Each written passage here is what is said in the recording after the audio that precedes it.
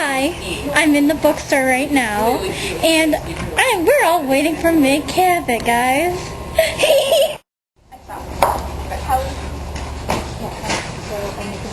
I'm still waiting. Oh, I'm reading that one right now. Cool. This is my 25th.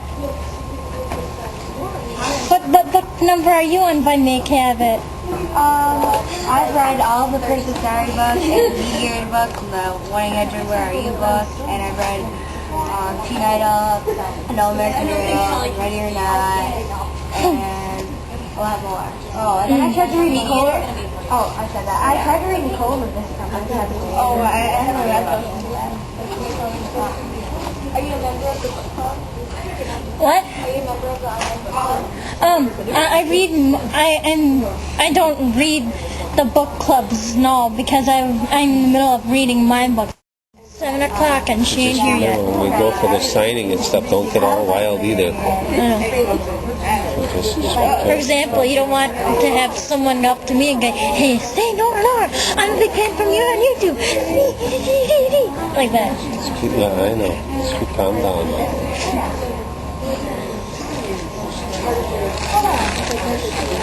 All good speakers gotta come late and Yeah, they usually stay a couple of hours. yeah. Oh yeah, she was great.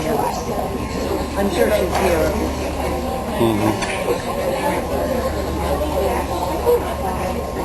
How are you? Do you read all the Princess Diary? How did she scare me? All of a sudden I seen someone purple and she was like, I hear her voice. But it makes me so mad because I'm like, why of all the things that I have written to come true, does it have to come true for somebody else? It's never for me. Like, I'm never the one who gets struck by lightning and gets psychic powers, or who turns out to be a princess, right? It's always somebody else.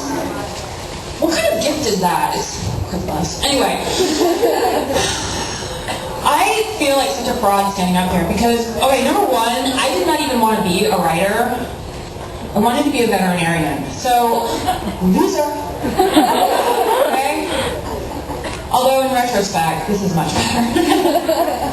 Well, no, I'd like to be saving animals' lives, but I have like this problem because I love animals and I wanted to be a veterinarian, but I also like to eat study when you get there. And I was like, I wanted to be a veterinarian, but that didn't work out. I don't know. The only other thing I like to do is write stories. I only like to write Star Wars fan fiction when I was that age. That's all I wrote. I just want to say for the record that my prequels are way, way better than George Lucas's. And I don't care if it is his series. Mine are the correct ones. So that was very tragic. So this guy was like, well, if you want to really be a writer, he was like, don't take any creative writing or English classes from Indiana University. And I was like, why? And he goes, because I'm a creative writing MFA, and I now hate writing.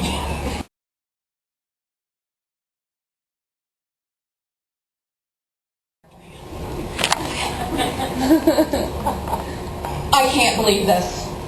I can't believe I don't remember what he looks like. How can I not remember what he looks like? I mean, his tongue has been in my mouth. How can I forget what someone whose tongue has been in my mouth looks like? It's not like there have been that many guys who've had their tongues in my mouth. Only like 3. And okay, one of those was in high school, and the other one turned out to be gay. But, God, that's so depressing. Okay, I'm not going to think about that right now. It doesn't think it's been that long since I last saw him. It was just 3 months ago. You would think I'd remember what someone I've been dating for 3 months looks like. Even if, for most of those 3 months we were living in separate countries. Still, I have his photo. Well, okay, you can't really see his photo. You can't really see his face in it. Actually, you can't see his face at all because it's a photo, oh God, of his naked ass. Why would anyone send someone something like that? Why? God, I didn't ask for a photo of his naked ass. Was this supposed to be erotic? Because it so wasn't. Maybe that's just me, though. Sherry's right. I've got to stop being so inhibited. It was just so shocking to find it in my inbox, a big photo of my boyfriend's naked ass.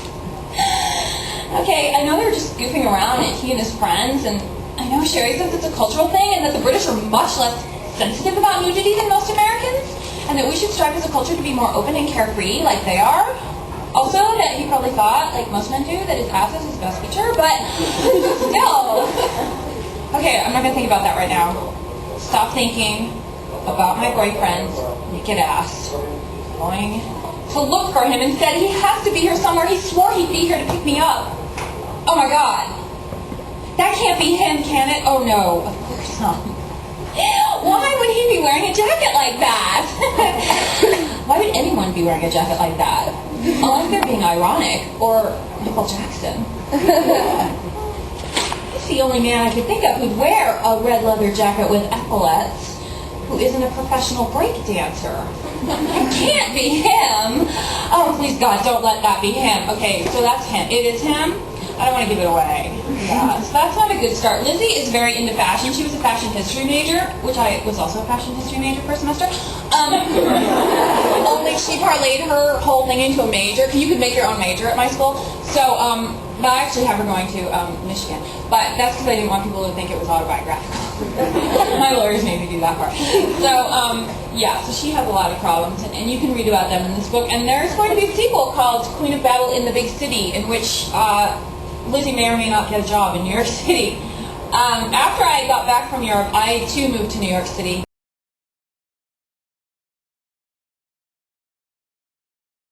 I can't believe I had smiled like that. Oh my God, my ears feel like they're coughing. Anyway, it's getting dark now. So she'll dedicate a book to women with breast cancer or something like that.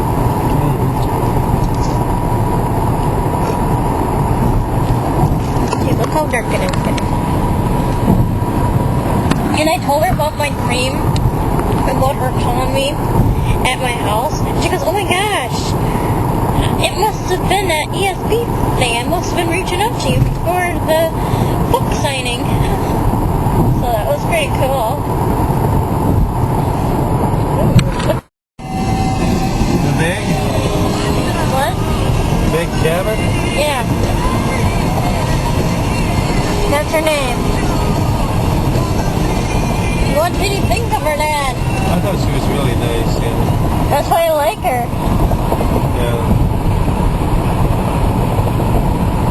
And I had my hair down because I couldn't stand it up anymore. When I had my ponytail up, you know, it's like in the way of putting my head down on the seat. When it gets dark like that, yeah, you let the hair down.